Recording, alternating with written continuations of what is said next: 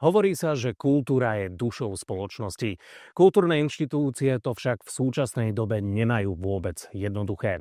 Ako sa darí divadlu Jána Palárika v Trnave? Aké majú momentálne problémy? Aj o tom sa budeme rozprávať s riaditeľkou divadla Jána Palárika v Trnave so Zuzanou Hekel. Pekný deň prajem. Dobrý deň, prajem. My sa momentálne nachádzame na javisku divadla Jána Palárika v Trnave a tesne predtým, ako sme prišli, ste tu mali aj skúšku nového divadelného predstavenia a celkom nás prekvapili tie papiere, ktoré tu boli rozložené. O čom bude nové divadelné predstavenie? Chystáme na 2. mája premiéru novej inscenácie, ktorá nesie názov Negatívy snehu.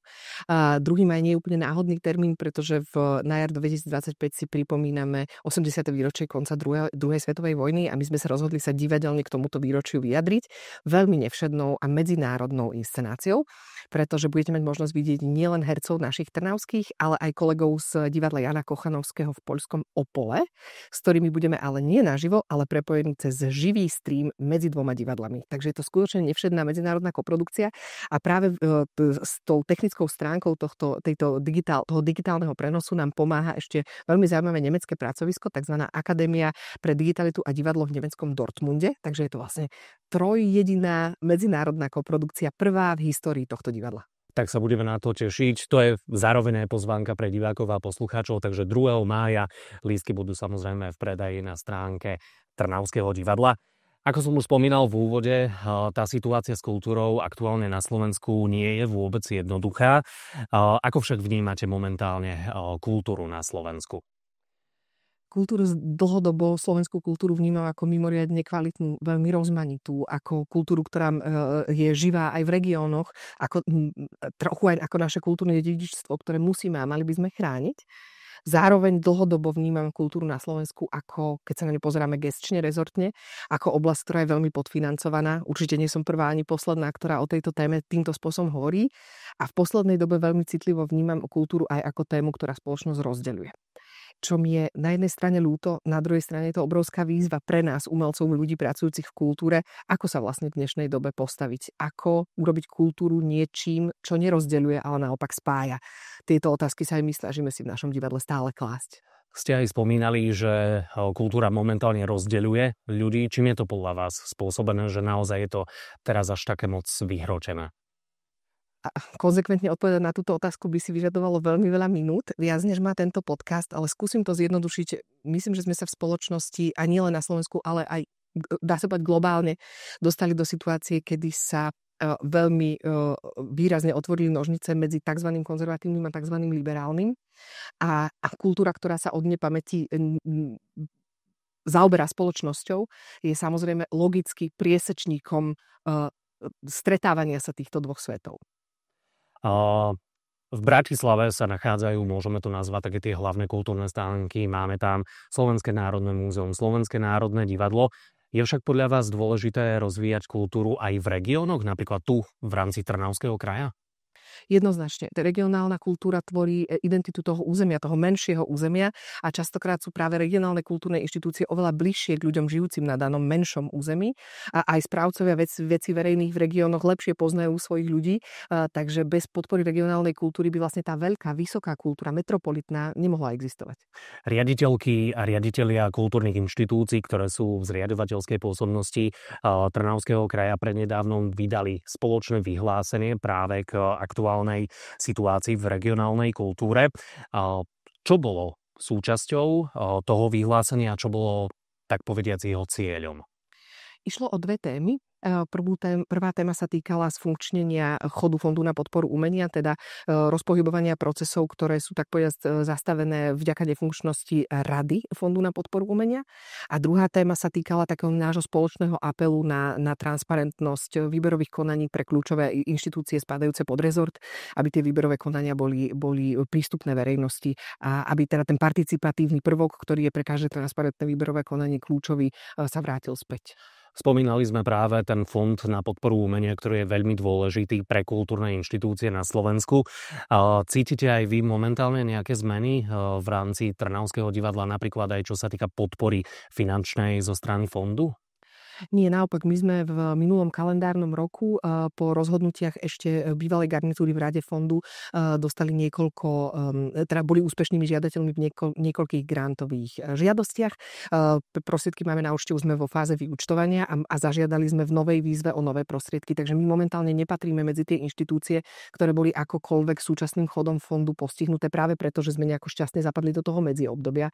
Samozrejme mám informácie od mnohých kolegov a kolegyň, že ten stav nie je u nich taký ako u nás a tá situácia je pomerne naliehavá už aj v oblasti folklóru napríklad.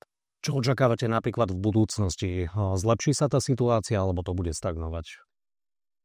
Veľmi ťažko sa to teraz predpovedá. Ja sa tak trochu ako celoživotný optimista snažím pozerať sa na to, ako na akúsi vlnu, ktorá tak ako prišla, tak nás zaplavila a ona potom tá voda začne kulminovať a potom tá vlna odíde. Takže verím v takýto priebeh. Cítite momentálne od ľudí v spoločnosti podporu, čo sa týka napríklad aj hercov, divadelníkov a podobne? Áno, medzi divadelníkmi aj medzi všeobecne umelcami a pracovníkmi v kultúre vznikla velikánsky pocit solidarity a vzájomnej súdržnosti, ktorý samozrejme cítime aj my. Zároveň však musím spravodlivo povedať, že tým, že my momentálne nečelíme vôbec žiadnemu ohrozeniu, tak ani nás nie je potrebné nejako verbálne alebo mentálne podporovať. Skôr naopak my cítime svoju rolu ako rolu tých, ktorí by mali podporovať kolegov a kolegyne, ktoré to šťastie nemajú. Akým spôsobom sa to napríklad podľa vás môže podariť vyjadriť takúto podporu? Samozrejme, tak aj u nás, ako v mnohých iných divadlách, pracujeme s čítaním vyhlásení a komunikáciou s našimi divákmi. Uvedomujem si však, že v podstate častokrát hovoríme myšlienky, s ktorými naše auditorium logicky súznie. Takže sami si kladieme otázku, ako osloviť tých ľudí, tých občanov a občianky, ktoré s nami možno nesúznejú. A táto otázka je veľmi náročná a odpoveď na ňu nie je jednoduchá, my sami ju ešte hľadáme. Tak veríme, že sa to podarí čo najskôr, ale samozrejme máte našu podporu, keďže chodievame na divadelné predstavenia a samozrejme podporujeme kultúru. Avšak v posledných rokoch sa hovorí, že ľudia ako keby menej vyhľadávali, či už návštevy divadiel, návštevy výstav a podobne. Ako sa napríklad vy v rámci divadla Jana Palárika v Trnave snažíte nejakým spôsobom motivovať tých ľudí, aby prichádzali si pozrieť tie divadelné predstavenia? Veľmi náročná situácia bola logicky po epidémii, po pandémii koronavírusu. Tým trpeli všetci organizátori kultúrnych podujatí bez ohľadu na žáner, samozrejme aj my. Nám sa už ale podarilo sa vrátiť do veľmi stabilizovanej a naozaj veľmi priaznivej návštevnosti. My sme dlhodobo na 85% kapacít našich sál, takže sme tomu veľmi radi. Tá priazeň našich divákov je pre nás obrovským povzbudením.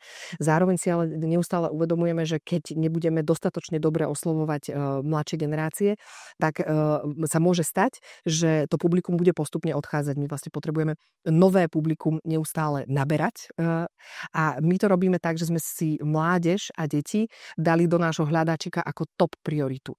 Takže aj sa tak profilujeme dramaturgicky a aj s deťmi a mládežou pracujeme celoročne, máme divadelný krúžok, máme špeciálne podujatia iba pre deti a mládež, robíme veľmi veľa diskusí, pretože cítime od mladých ľudí, že chcú vyjadrovať svoj názor a chceme byť tým priestorom, ktorý im to umožňuje. A pracujeme veľa s učiteľmi, aby sme dokázali nadobudnúť ich dôveru a aby sem vodili vlastne školákov, žiakov a študentov, z ktorých sa neskôr stanú naši večerní diváci. To znamená, že tí mladí ľudia, to je pre nás srdcová záležitosť a priorita číslo 1. A sa to darí? Vnímate, keď sú divadelné predstavenia, že naozaj prichádzajú tí mladí vo väčšom, ako napríklad v tom období pred pandémiou? Áno, vnímame to jednoznačne. U nás to vidíte na takom veľmi jednoduchom ukazovateli, na tom, aký je percentuálny pomer medzi lístkami zakúpenými fyzicky na pokladnici a lístkami zakúpenými v online priestore. Už len tam, tým, že sa ten pomer kontinuálne neustále posúva v prospech online, tak je úplne jasné, že stále viac a viac ľudí v digitálne zručných, ergo mladších vyhľadáva naše divadelné predstavenie. Už v úvode rozhovoru sme sa rozprávali o premiére, ktorá bude 2. mája tu v Trnavskom divadle Jana Palárika v Trnave.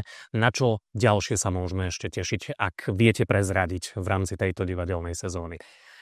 že túto divadelnú sezónu budeme práve spomínanou premiérou Negatívy snehu už končiť, ale máme naplánovanú, tak ako každé divadlo, už celú budúcu divadelnú sezónu, kde by som možno vypichla jednu inscenáciu, na ktorú ja sa obzvlášť mimoriadne teším, pretože opäť sa nám podarí s frekventantmi našej detskej divadelnej akadémie, teda nášho divadelného krúžku, naskúšať profesionálnu inscenáciu.